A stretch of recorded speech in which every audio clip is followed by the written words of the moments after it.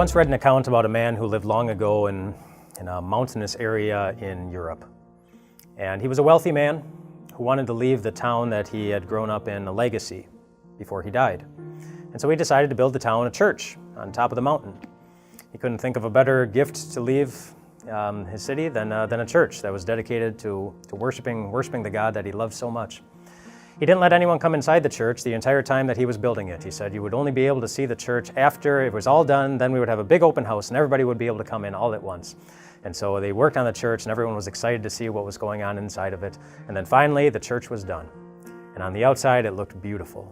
And on the open house everybody went in, and on the inside it was just as beautiful. It was magnificent, it was marvelous. But as people were walking around the inside of the church, someone noticed there are no lamps. There were no lights. He didn't install any places to turn on a lamp or light a candle or anything like that. And so the guy who noticed that first, he went up to the guy who built the church and he pointed this out. He said there are no lamps. Where are the lamps? And the man looked at him and said, I did that on purpose. I did that on purpose. And then he took the big crowd and he led them out to a certain part around the church, and there were a whole bunch of lamps there. And he gave each family its own lamp.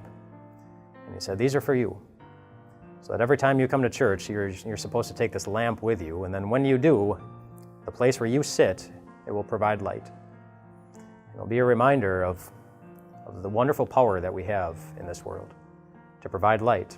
And when you come here, your seat will be lit. But if you're not there, the place where you normally sit, it'll be dark. It was necessary for them to bring their light. And we see that same principle show up in the Christmas story with the shepherds, that when they hurried off and found Mary and Joseph and the baby who was lying in the manger, and when they had seen him, we don't know how long they stayed, but it wasn't long before they spread the word concerning what had been told them about this child, and all who heard it were amazed at what the shepherds said to them. And you know what the shepherds saw then? The power of their light. They went out, these nobodies, these people that were overlooked by everyone, and nobody wanted to hang out with.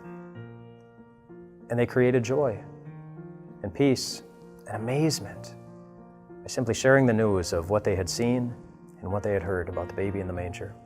Their light was powerful, and so is yours. We are now a day after Christmas, a day after the celebration of our Savior's birth, and I hope it was amazing for you. But you are a light, which means that you have a job to do. Let that light shine within your own home, powerfully. Let that light shine in your community. Let that light shine among all the people that you meet, so that you can make the same kind of difference that the shepherds did, so that through you, God might bring joy and amazement and peace to somebody else living in this dark world that we all have experience in.